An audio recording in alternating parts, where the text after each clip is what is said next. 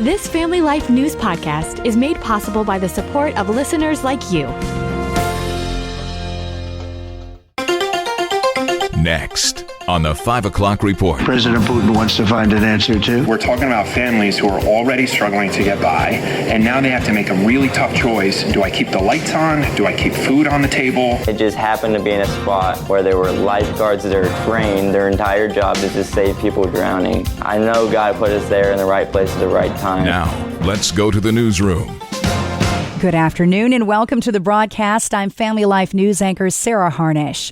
There is a Republican running for governor of Pennsylvania. Her name, State Treasurer Stacey Garrity. She came out swinging in her announcement video today on social media. Shapiro has even failed to get the state budget done on time, which may lead to our schools not receiving the funding they need. ABC 27's Dennis Owens. She does check a lot of boxes. She is a woman. Pennsylvania's never elected one of those. She holds the record for most votes in a statewide race. She's a decorated military veteran. State Democrats have already fired back, accusing Garrity of being far right, saying she'll, quote, strip abortion rights and rip health care away from hundreds of thousands of Commonwealth residents. She may also have a fight from the right. State Senator Doug Mastriano, who ran and lost to Josh Shapiro the last time, has not decided if he will run.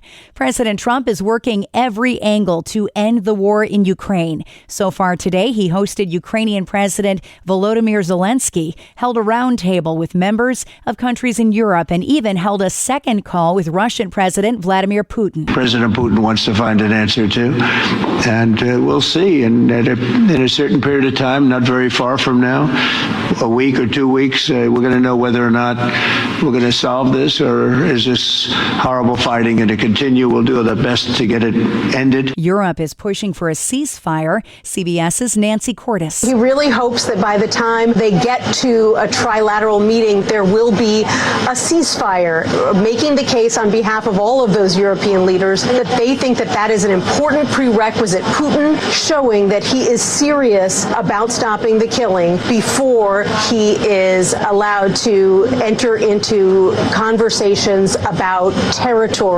changing hands. This weekend, there was a Ukrainian festival in Rochester, New York. Many there expressed doubts about the process. Alexander Oraskevich volunteers with the group Rock Maidan, providing medical and other supplies to Ukraine since the 2014 Russian invasion of eastern Ukraine. He tells Spectrum News Trump's greeting of Russian President Vladimir Putin in Alaska did not sit well with him. Disappointment that we would roll out the red carpet for someone who is ultimately responsible for thousands of deaths and casualties in Ukraine. The fact that Ukraine wasn't involved is even more disappointing. Rock Maidan board member Tim Suchenko. The need is great, so fundraising must continue. It's either this or stay home and be angry. Rock Maidan provides everything from clothes and diapers to wheelchairs to field medical backpacks and new ambulances to replace those destroyed in Russian drone attacks.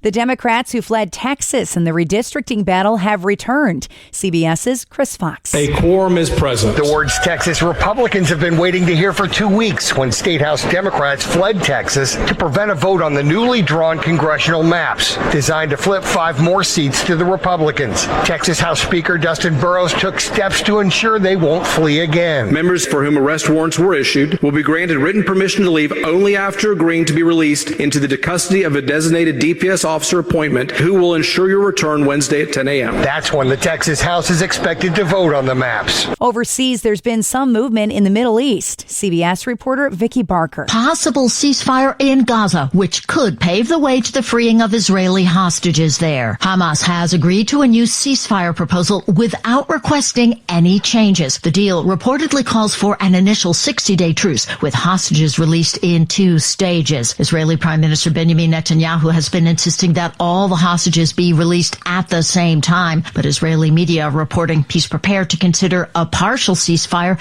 and staged hostage releases. A third of pastors who leave the ministry today cite conflict with their church as the main reason why. Burnout is another contributing factor. A new Lifeway research poll shows 53% of clergy have seriously considered leaving the ministry since COVID struck 5 years ago.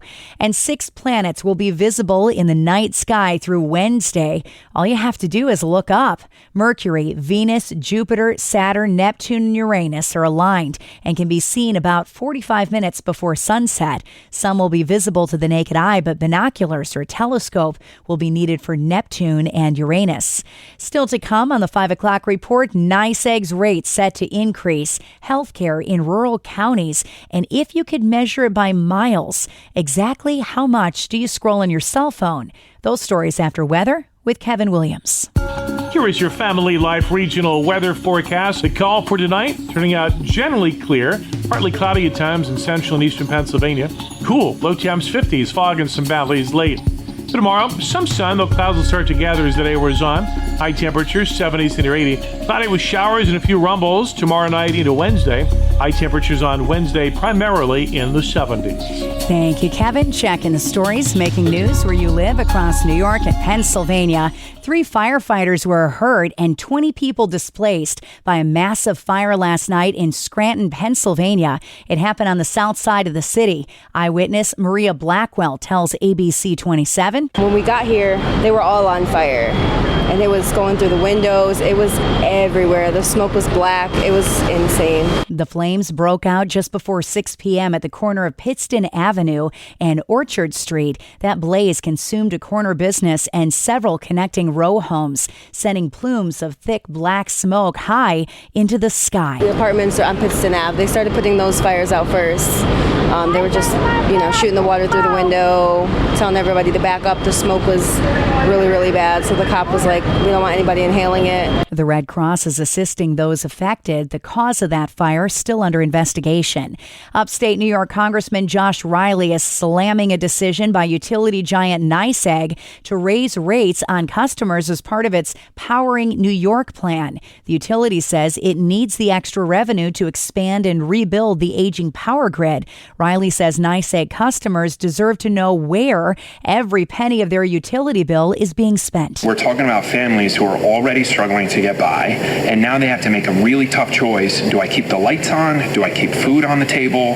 Imagine adding a massive NYSEG bill on top of that. Meanwhile, a state assemblyman in the Empire State is sponsoring legislation to rein in rate increases. Democrat Angelo Santa Barbara wants more state oversight of public utilities. This after National Grid recently announced it's raising rates every year for the next 3 years. Those price spikes kick in next month.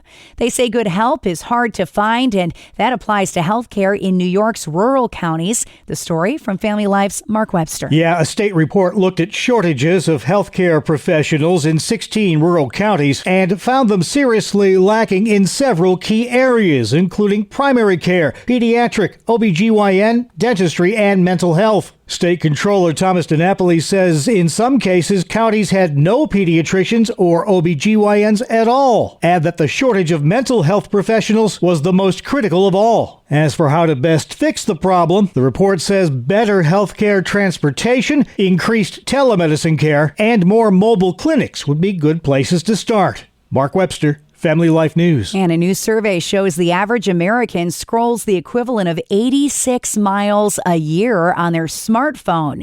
Experts warn that amount of digital distraction is costing the U.S. economy nearly $9 trillion a year in lost productivity. You and I will spend 6.5 hours a day staring at our phones. People on average check their devices almost 60 times every day. Next at 5, Mission Pulse. This week, our own Bob Price spotlights Church Leaves the Building. It's an outreach program of the Beartown Road Alliance Church near Corning, New York, with senior pastor Dave Bretsch. Let's listen in. Is our annual day of service where we step outside the walls of our church building to be the hands and the feet of Jesus in our community.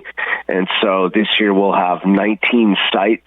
People sign up online, and then they go straight to that site. And on Sunday morning, typically from about 9 to noon, lots of people are serving, and it's been great. This will be our 4th year doing it. Yeah, it's become a priority of the church, and I'm wondering why you have made that a priority. We just thought, you know what, we want to be a blessing to our community. We just want to let the community know we care for them, we are for them, we're not against them.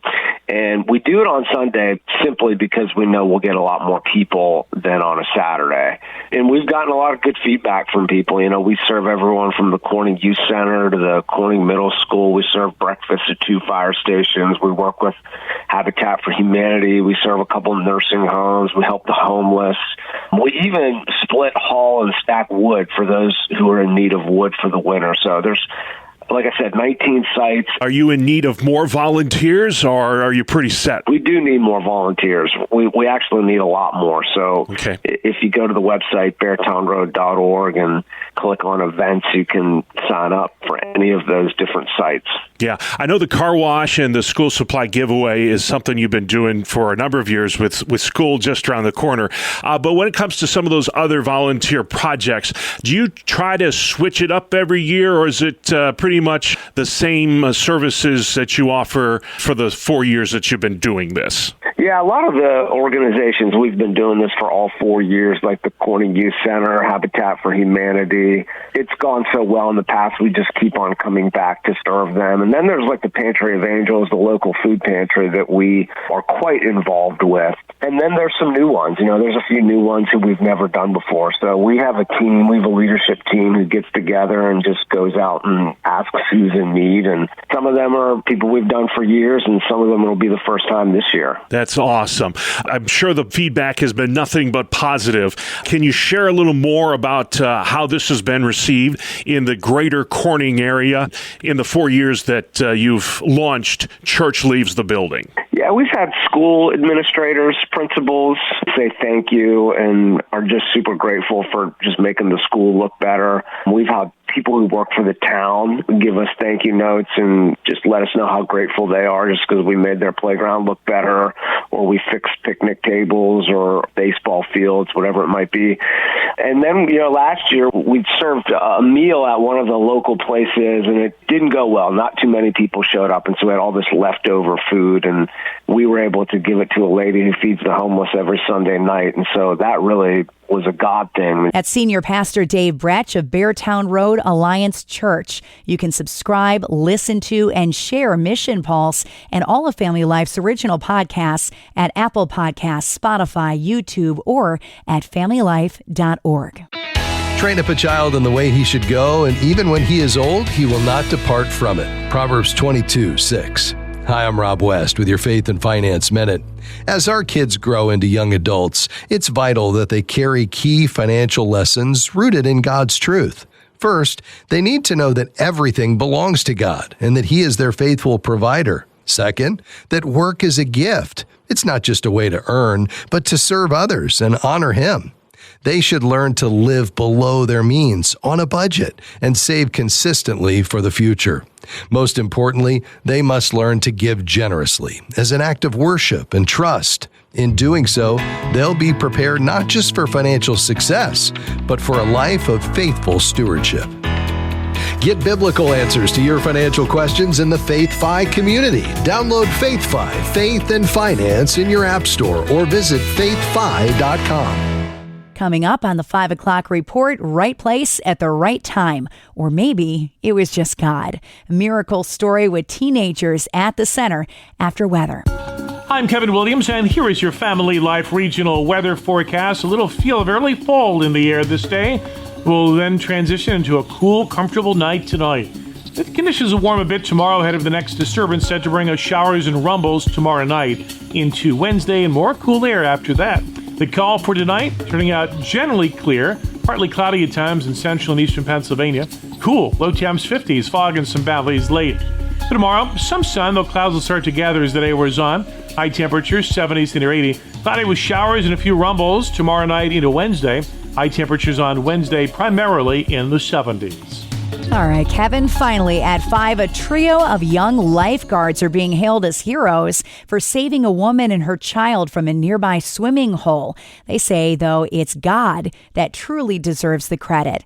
Caden Ross, his sister Mackenzie, and Lily Ward were on duty at a city pool in Pataskala, Ohio, near Columbus, when they heard screams from a nearby swimming hole on the South Fork Licking River. Caden tells WBNS. It's murky, it's dirty, and there's no visibility. Nonetheless, he dove in and rescued the woman. When I saved the mom, she then tells me my son's still under there. Says Caden's sister. It was heartbreaking because I had to hold the mom back because she couldn't swim, so she just wanted to go to her son so badly. Caden and a bystander found the 7-year-old boy unconscious. Caden started CPR and was soon aided by arriving first responders. Both victims are expected to make a full recovery, and Caden says the entire situation had divine intervention. It just happened to be in a spot by a pool where there were lifeguards that are trained. Their entire job is to save people drowning. I know God put us there in the right place at the right time. Caden wears his faith on his sleeve, literally, sporting a Joshua 1:9 arm tattoo. Be strong and courageous. Don't be afraid or discouraged, for the Lord your God's always with you. And I think that really applied in this situation. The Lord was with me, and He told me not to be afraid and to jump in and be strong. Making a difference as a teenager. And that's the world that we live in for Monday, the 18th of August. I'm Sarah Harnish, and this is the 5 o'clock report on Family Life. Thank you for listening to this Family Life News podcast. If you've been encouraged by what you've heard, please share it with others and click the subscribe button to automatically receive future episodes. Family Life is a listener-supported ministry. Podcasts like this are made possible by your financial partnership. Find out more at familylife.org.